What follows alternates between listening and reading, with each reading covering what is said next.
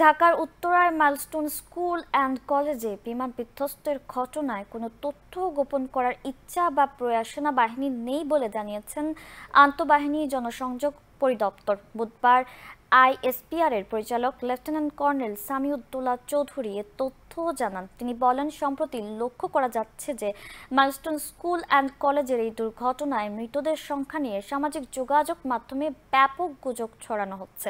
অনেকে না বুঝে এসব গুজবে বিশ্বাস করছেন। ঘটনার পরপরই কোনো পূর্ব নির্দেশনা ছাড়াই সেনাবাহিনীর সর্বোচ্চ চেষ্টার মাধ্যমে দ্রুত সাড়া দিয়েছে, যেমনটি সবসময় করে থাকে। এ বিষয়ে কোনো তথ্য গোপন করার ইচ্ছা বা প্রয়াস আমাদের নেই। আমি নিজেও আইএসপিআর টিম সরাসরি ঘটনাস্থলে উপস্থিত ছিলাম।